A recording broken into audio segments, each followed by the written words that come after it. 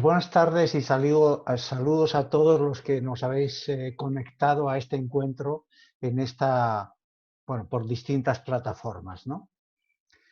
Yo simplemente quería compartir con vosotros algunos de los aprendizajes de la aventura de los duendes que se recogen en mi libro de El Duende Azul, la aventura que enseñó a los duendes a gestionar el tiempo, a gobernar su tiempo.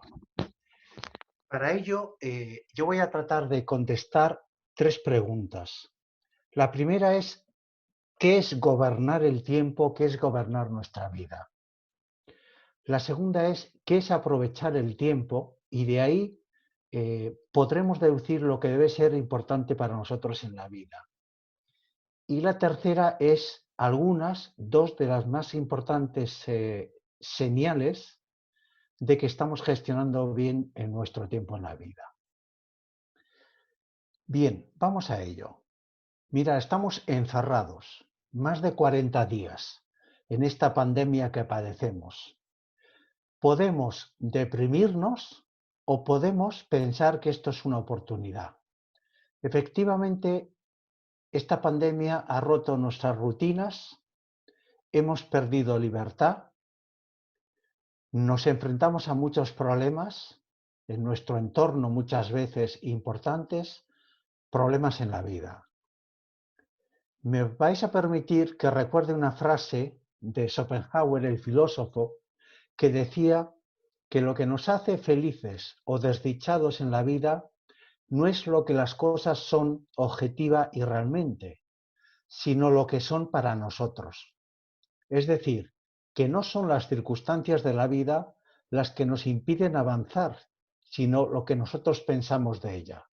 Así pues, esta pandemia no tiene por qué ser algo que nos impida avanzar, no tiene por qué ser algo deprimente, puede ser una oportunidad.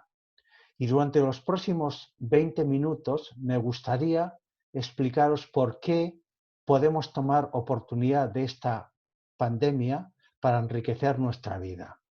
Al final, por cierto, tendremos otros 15 o 20 minutos para comentar a través del apartado de preguntas y respuestas que está en la parte de abajo en la plataforma, y yo estaré encantado de comentar cualquier tema que haya quedado poco claro con todos vosotros. Muy bien, vamos a tratar de ver el lado de la oportunidad. Mirad, hay muchas cosas importantes en la vida que nadie nos enseña. ¿Quién nos enseña a conversar inteligentemente de modo que aprendamos, en vez de discutir, ¿verdad? ¿Quién nos enseña a disentir de una persona sin herir sus sentimientos? Nadie, ¿verdad? ¿Quién nos enseña a gobernar nuestra vida? Estos temas son extremadamente importantes. Me voy a referir al último. Si tú gobiernas tu tiempo, gobiernas tu vida. Si tú no gobiernas tu tiempo, tampoco gobiernas tu vida. Te la gobiernan, ¿verdad?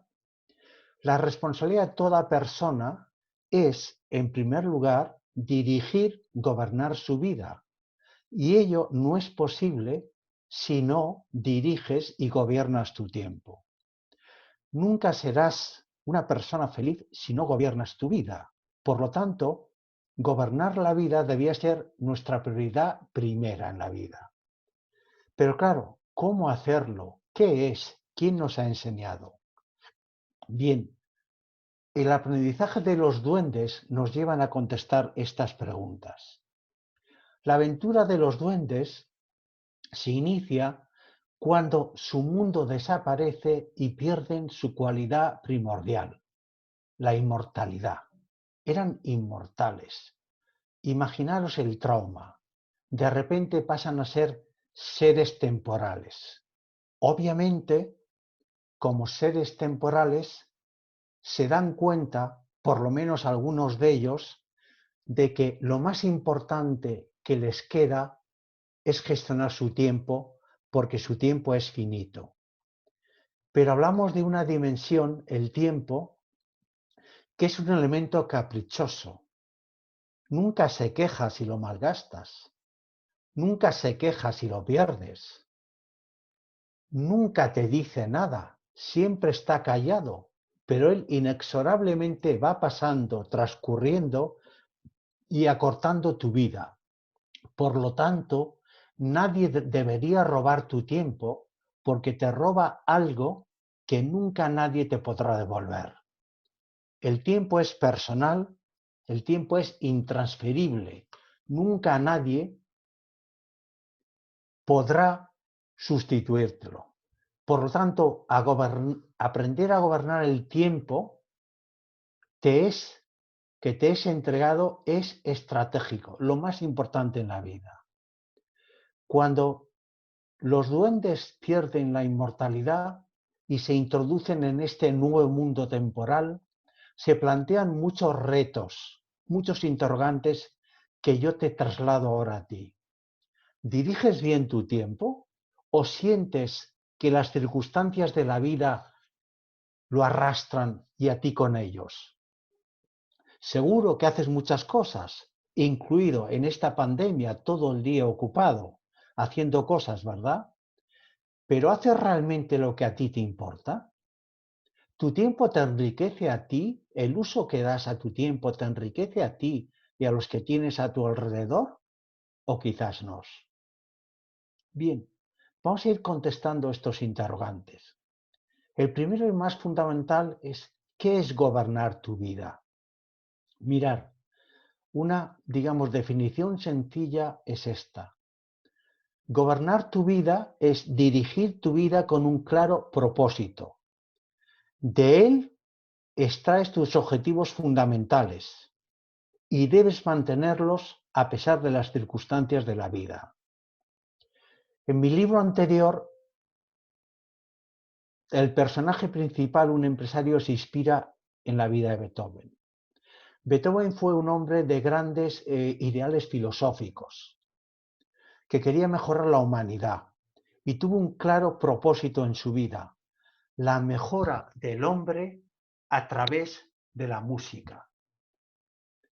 Pensarlo bien, mejorar al hombre a través de su música. Y de repente, él, que vivía para la música, se queda sordo. Podría haberse deprimido, tirado la toalla o suicidado, pero mantuvo su propósito, mejorar el hombre a través de la música. Y la prueba más palpable de ello es su última sinfonía, como sabéis, la novena, y especialmente el último movimiento en el que hay ese canto a la bondad y a la humanidad en su conjunto. Por lo tanto, todo empieza en la vida con el propósito, mi propósito. Mi primera acción inteligente en la vida es identificarlo. ¿Cómo identificar mi propósito? Bien, yo os voy a adelantar que propósito y profesión son dos cosas distintas. Tú puedes ser periodista o médico, pero ¿cuál es tu propósito en la vida? El propósito, tu propósito es una decisión personal que marcará tu vida cuando decidas cuál es tu propósito. Por lo tanto, debe ser algo que reflexiones y decidas tú mismo.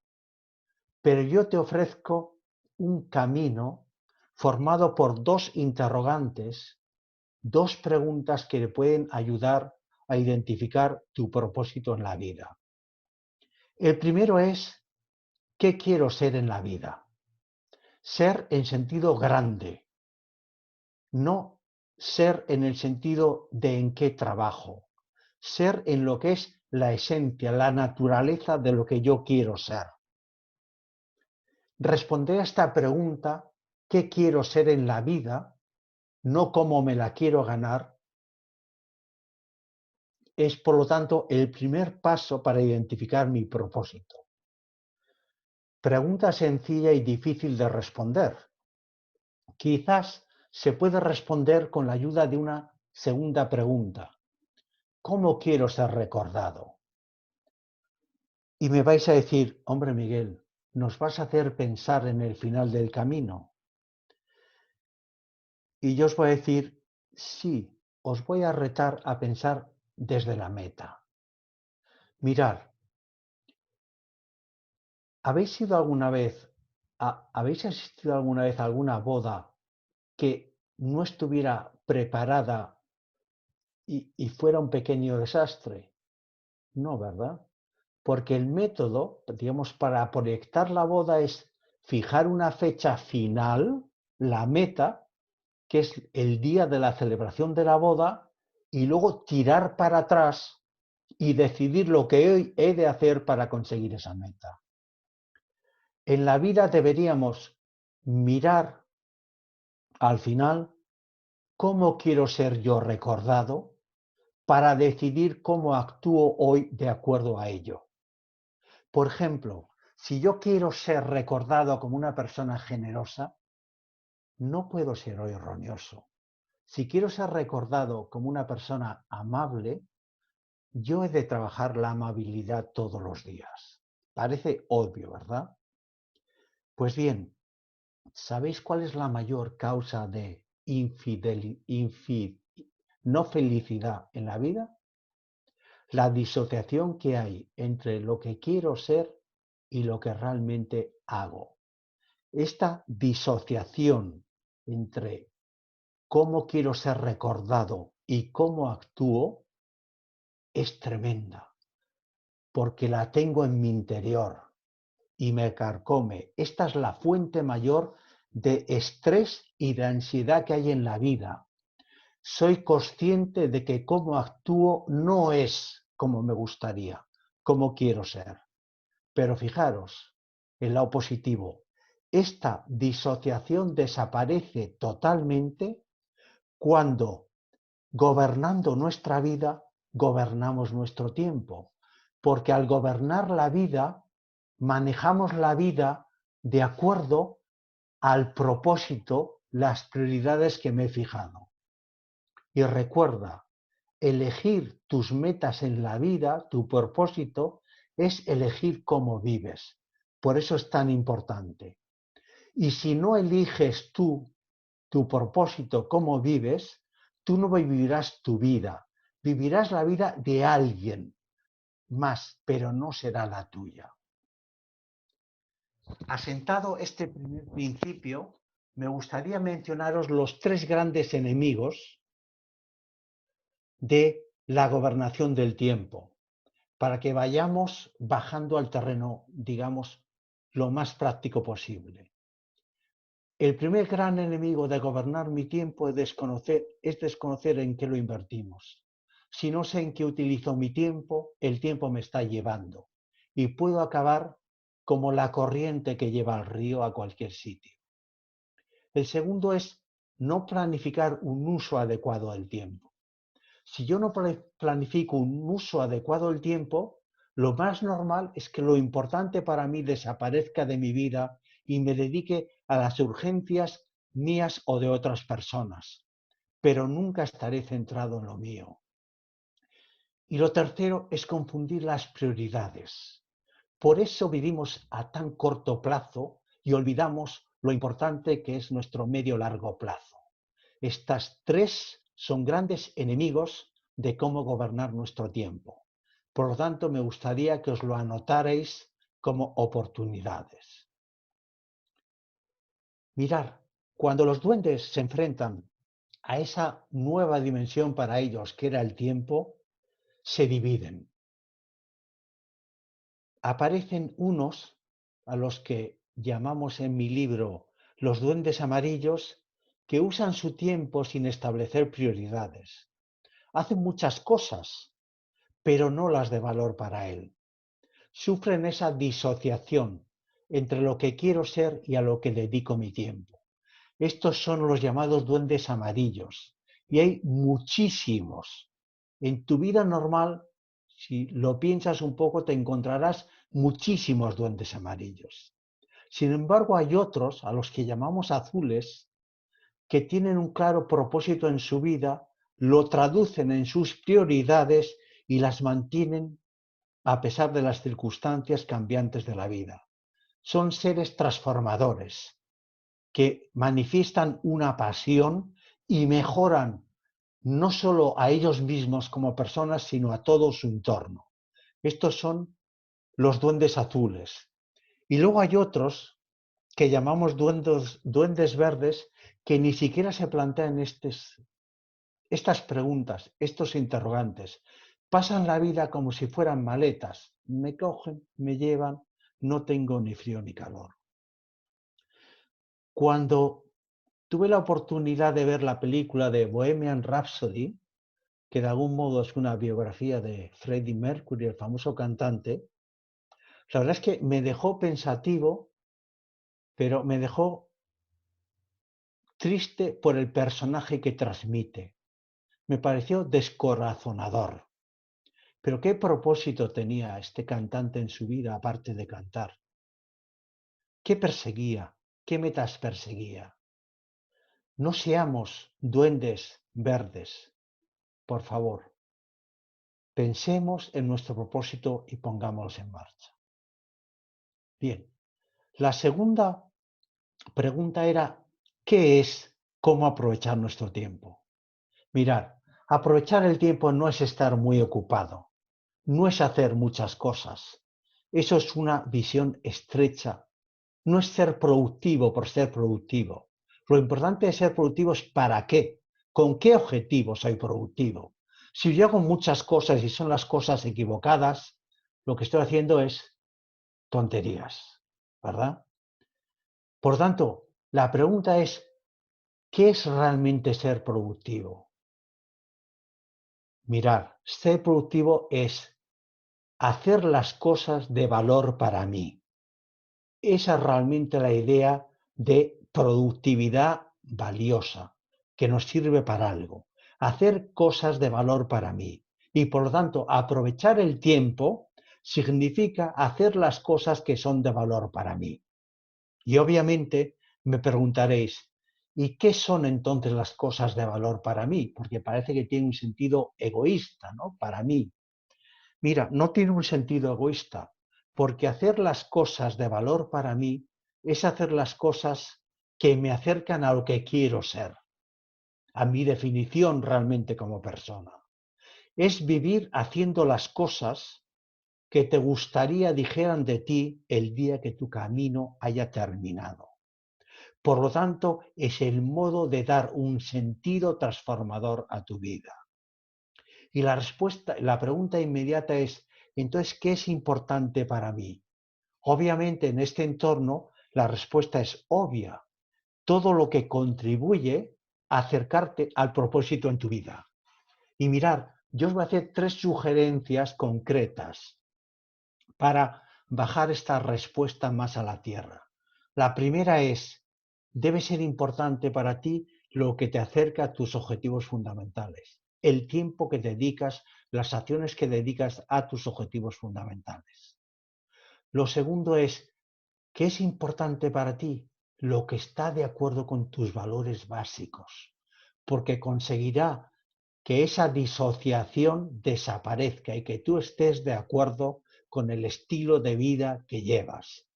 Y la tercera es, mira, es importante para ti lo que te beneficia en tu desarrollo, tu aprendizaje como persona, porque todos tenemos la obligación de desarrollarnos como personas. Y estas 3 reglas deben decidir en tu vida lo que es importante versus lo que es urgente. Quizás ahora os estéis preguntando, ¿y cómo de bien gestiono yo mi tiempo? Y esto nos lleva a la tercera y última pregunta que queríamos tratar en esta pequeña charla. Mirad, hay 2 señales indudables de mala gestión del tiempo. La primera es la impuntualidad. La persona impuntual roba el tiempo a otra persona. Y no tenemos derecho a robarle el tiempo a otra persona porque nunca se lo podrás devolver. Por lo tanto, la impuntualidad no es que solo sea, digamos, una medida de cortesía, es que estás haciendo daño irreparable a la otra persona. No seáis ladrones de tiempo, no se lo robes. Y la segunda es la postergación. Últimamente está casi de moda, ¿no? Acordaros al presidente Rajoy cuando en la crisis anterior decía lo mejor es no decidir. O no sé, el Tribunal Constitucional que lleva, creo que son 15 años pensando si el aborto es legal o no. Mire usted, estos dos ejemplos públicos son ejemplos de incapacidad para tomar una decisión y ejemplos de postergaciones que socialmente pueden ser altamente perjudiciales. No hay ningún problema importante que se solucione por sí solo. La gente que posterga las decisiones importantes, lo único que hace es demostrar su incapacidad para decidir. Yo no os voy a recomendar la postergación en absoluto. El mejor modo de hacer algo es ahora. Piensas, reflexionas y lo haces. Porque hay tres razones ocultas que podríamos reconocer en nuestro afán por postergar algo. La primera es que tenemos tendencia a postergar lo que es desagradable. Un ejemplo típico en las empresas son las evaluaciones de desempeño. Nunca se rellenan a tiempo porque para el jefe es muy desagradable enfrentarse a la realidad de una conversación sincera con un empleado. Y por cierto, ahora se ha puesto de moda decirle a los empleados que me la hagan. Esto, en mi opinión, es una dejación de responsabilidad por parte de los managers. La segunda es, lo postergo porque tengo miedo a fracasar. Pues la respuesta es muy sencilla. Busca el conocimiento. Si vivimos en un mundo tecnológico que está lleno de expertos, puedes encontrar expertos para todo en la vida. Muévete, busca el conocimiento y ya está, así de sencillo. Y la tercera razón por la que la gente posterga algo es porque no sé cómo empezar, no sé qué camino tomar. Pues mira, empieza. Y una vez que hayas recorrido parte del camino, verás que si no es ese, das una vuelta y sigues por otro camino. Pero es mejor eso a estar parado. Y si tu problema es que no sabes decidir, pues aplica técnicas de decisión que son conocidas desde hace tiempo. El tema de la pandemia que sufrimos ahora, que se ha dicho, no, es que era difícil decidir, pues es algo desconocido. Sí, era desconocido, pero claro, cualquier persona normal, si le dices una pandemia, ¿qué es lo primero que se le ocurriría? Pues vamos a hacer un plan de prevención, ¿verdad? Antes de que nos estalle. Y los países que han puesto en marcha un plan de prevención antes de que nos estalle, es decir, echaron a andar pronto, son los que mejor estar ahora en la pandemia. Y los que se quedaron paralizados pensando qué voy a hacer, pues ahora están como España con un gran problema. Por lo tanto, no recomiendo la postergación y cuando se os presente, tratar de analizar cuál de estas tres razones ocultas os paraliza. Bien, como resumen, los duendes iniciaron un viaje sin conocer su destino, ni el camino a seguir. Así es nuestra vida. Cuando la iniciamos no sabemos nuestro destino, ni en muchas ocasiones el camino que hemos de seguir. Ellos, al igual que nosotros, nos enfrentamos a nuestro tiempo. Y de ahí hemos comentado esos duendes amarillos, esos duendes azules. Lo bueno en tu vida es que tú eres el pintor y esta es tu oportunidad.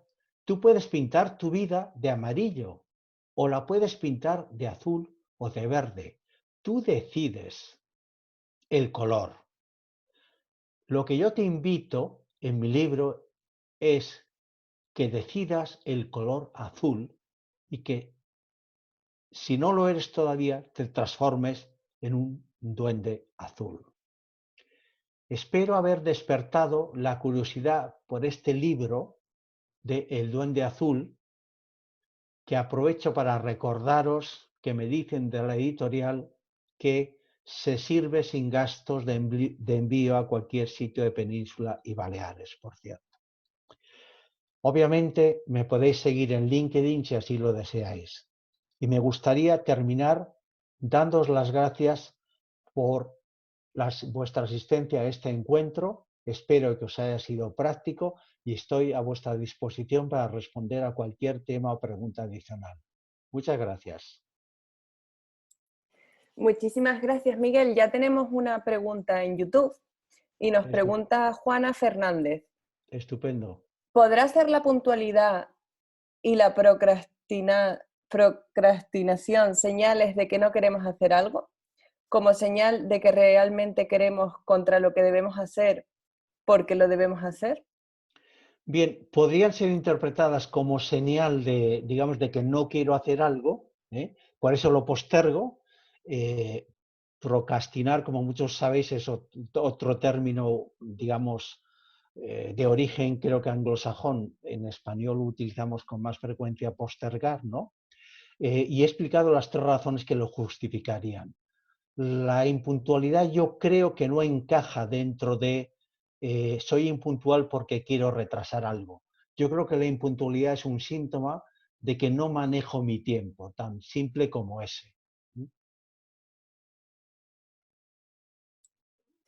Pues tenemos una pregunta aquí en Zoom de Silvia Madrueño, que te pregunta si consideras que la observación es una postergación.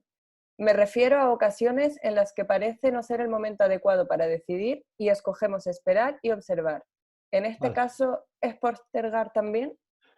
No, no tiene por qué ser. Vamos a ver, cuando hay un problema complejo, complicado, uno puede necesitar un tiempo de análisis, observación o búsqueda de conocimiento.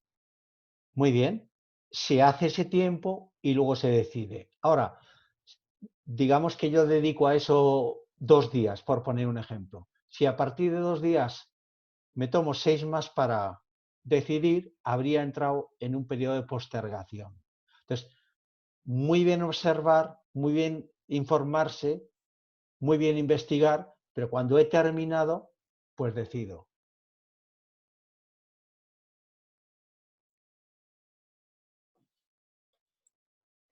Perfecto, Miguel. De momento no tenemos más No sé si preguntas. en el chat hay algún comentario, me ha parecido. ¿Puede ser? La pregunta que acabas de responder es del chat. Ah, vale, estupendo. Muy bien. Pues alguna otra pregunta podéis escribir si así lo deseáis o comentario.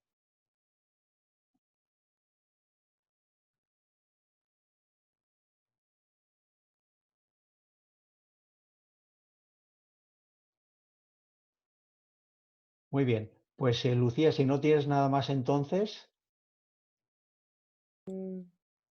Nada. No, no tenemos una pregunta. Acaba de entrar una pregunta. Francisco Javier Hidalgo pregunta, ¿cómo consideras que se relaciona la coherencia entre la búsqueda del propósito y la coherencia de los valores? vamos a ver. Una pregunta interesante, coherencia entre valores y propósito. Vamos a ver, si uno fija un propósito que es incompatible con sus valores o al revés, entra en el campo de la disociación. Obviamente, los valores deben ser compatibles con el propósito y con la actuación. Si no es así, yo creo que entraríamos en ese problema de disociación que he mencionado antes. Por lo tanto, obviamente yo recomiendo que el propósito refleje nuestros valores y que ambos estén unidos íntimamente, propósito y valores personales.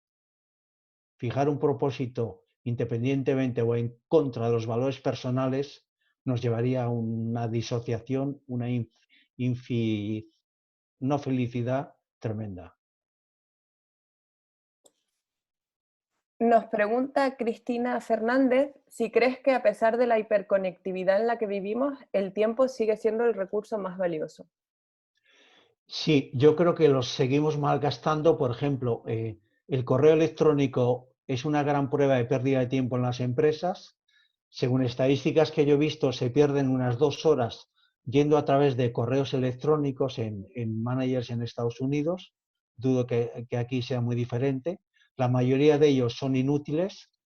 El, las redes sociales es una gran fuente de pérdida de tiempo e Internet es una gran fuente de pérdida de tiempo. La gente navega muchas veces sin un propósito o anda por las redes muchas veces sin un propósito. Entonces, el problema de las tecnologías es que nos las ponen a disposición, pero no nos las enseñan. Nadie realmente nos ha enseñado a cómo utilizar las redes sociales o el correo electrónico. Simplemente está ahí y bueno, parece que aprendemos y nos manejamos nosotros mismos, ¿no?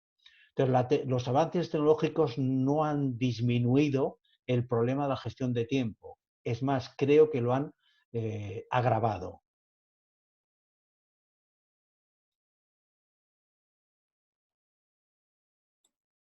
Pregunta Marta Corcuera, que hay recomendaciones interiores y o exteriores, si he entendido bien, con lo cual es importante priorizar según los objetivos, meta fundamental. ¿Qué recomendaciones das para el teletrabajo? Y en otro orden de cosas, ¿puedes poner un ejemplo de Duende Azul hoy en día? Sí, por supuesto. Vamos a ver, voy a empezar por la segunda. En mi libro cito varios, ¿no? Pero, por ejemplo, si pensamos en gente que viva, ¿no? Un duende azul, pues a mí me parece Rafael Nadal. Tiene una profesión que es tenista, ejerce su profesión con pasión, con mucho mérito, pero es más que un tenista, ¿verdad? Todo lo que transmite es que su propósito en la vida es más que su profesión de ser un tenista. Hay muchos deportistas que se quedan famosos, quiero decir, que se quedan en eso, su deporte, ¿verdad? Bien, Nadal yo creo que va un paso más allá y ves su preocupación social, sus actuaciones, sus valores. Creo que es en ese sentido una persona con un claro propósito, con unos claros objetivos fundamentales que ha llevado a su vida personal y profesional, ¿no? Hay muchos otros. Eh, Voy a citar, por ejemplo, porque he estado oyendo un vídeo suyo. Sabéis que hay una comunidad que es Jesu Communio, fundada por una monja de unos, hoy en día, 55 años. Pues cuando la escuchas te das cuenta que es un duende azul, con un claro propósito en su vida, que es un ser transformador. Es una burgalesa retirada en un convento de Lerma, ¿no? La primera parte de la pregunta era el teletrabajo. Vamos, yo no soy un experto en teletrabajo, entonces lo que puedo decir es quizá un par de cosas de sentido común, ¿no? La primera es que el teletrabajo es un medio de trabajo. Por tanto, te ayuda a buscar, apoyar tus objetivos fundamentales. ¿Tú puedes tener objetivos fundamentales en tu profesión? Sí. Por lo tanto, trata de que el teletrabajo ayude a tus objetivos personales y profesionales. ¿Cómo te ayuda a tus objetivos personales? Por ejemplo, te permite compartir más tiempo en casa con las personas a las que quieres, con las que quieres estar. Y hay una cosa que siempre en el teletrabajo desde un principio se ha hecho énfasis, y es que el teletrabajo no debe ser un aislamiento social. Aunque uno teletrabaje, y en parte gracias a la tecnología de hoy en día, debe mantener una vida social, digamos, activa.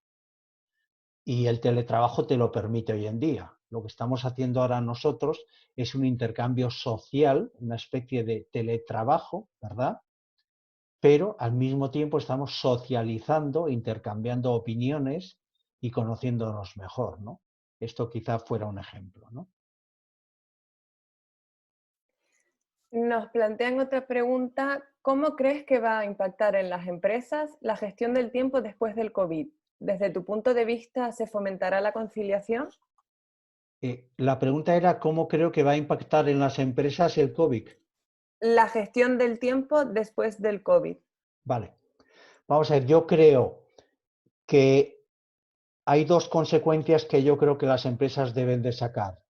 La primera es que el presentismo no es necesario.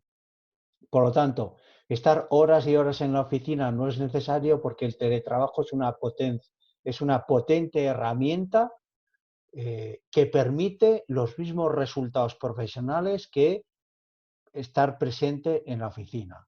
Y creo que ese cambio ha venido para quedarse. Es más, creo que va a ser favorecido hasta por las administraciones públicas por las grandes ventajas que tiene.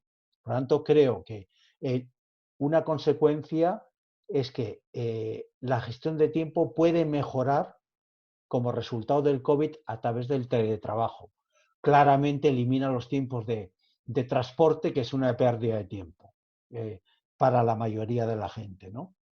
Y el otro, sí, la otra cosa en la que creo que puede, digamos, cambiar la gestión de tiempo en este problema del COVID con las empresas es enfatizar más la importancia del output. Lo importante del tiempo es qué consigo con él, digamos, no usarlo. Sabéis que se dice en los almacenes que si pones 100 metros cuadrados más, igual que en los trasteros, los llenas.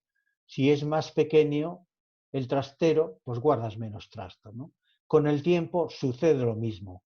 Si yo doy 10 horas para hacer algo, pues ocupo 10 horas. Si doy 8 horas para hacer algo, lo haré en 8 horas. Por lo tanto, desde el punto de vista de gestión de tiempo, el foco en la importancia de los outputs a través del teletrabajo y a través de la presencia puede redundar en una mejora de los tiempos y eliminar tiempos productivos en las empresas. O por lo menos yo esperaría que ello ocurra así. Pues muchísimas gracias, Miguel. Marta Corcuera, que nos planteaba antes si podías poner un ejemplo de duende azul hoy en día, nos pregunta si también podrías poner un ejemplo en el caso de una empresa o una institución, si podrían ser duendes azules. Vamos a ver, no, esto está pensado para las personas, ¿no? Pero ¿qué les ocurre a las empresas cuando las empresas también sufren esta disociación entre lo que quiero ser y lo que hago? ¿Verdad? Lo que quiero ser normalmente es la misión, la visión, en fin, todas estas historias. Y lo que hago es el día a día. ¿Qué ocurre cuando hay esta disociación? Quiebro. ¿Os acordáis de Lehman Brothers? Quebró en el 2008, si la memoria no me falla, ¿verdad? Claro, ¿cuál es el propósito, digamos, de un banco, de una empresa financiera? Prestar dinero gestionando el riesgo, ¿no? Quizás es una definición pequeña, pero es la que yo digo, ¿no? ¿Qué le pasó a Lehman Brothers? Que olvidó la segunda parte de su propósito, se quedó en prestar dinero y olvidó lo de gestionar el riesgo. Resultado, una quiebra. Y ahora, fijaros la disociación que debió de haber, ¿no? ¿Vosotros pensáis que todos los directivos de Lehman Brothers perdieron la noción, el primer aprendizaje en banca, que es la gestión del riesgo? No. Ese valor le tenían claro, ese conocimiento le tenían claro. Nadie se atrevió a levantar la mano y disentir del grupo de lo que estaba haciendo la compañía era inadecuado. Nadie se atrevió a decir el barco se va a hundir, pues el barco se hundió con todos dentro. Entonces, en las empresas, las que no cumplen su propósito igual a actúo, acaban en problemas y o quebrando. Tenemos otra pregunta, Miguel, de Mari Carmen, que pregunta, da la sensación de que no eres muy partidario del consumo de Internet. ¿No crees que ayudan a estar al día con más facilidad que antes y así documentarte y formarte opinión para la toma de decisiones? No, yo soy muy partidario de Internet, lo que no soy partidario es de la pérdida de tiempo en Internet. Hay estudios, yo en concreto los que conozco son sobre el uso de redes sociales, ¿no? Pero vamos a, a suponer que hay una traducción de uno a otro del tiempo que se pierde en el uso de redes sociales en actividades no de valor. El problema en Internet es que hay mucha actividad en Internet que es de uso de no valor. Por ejemplo, recientemente vi una estadística de que la utilización número 1 de Internet es el uso de la pornografía. Hombre, eso no añade mucho valor a la sociedad, ¿verdad? Entonces yo soy ferviente partidario de Internet en el uso correcto. Lo que criticaba Mari Carmen era que hay mucho uso de Internet que es no correcto.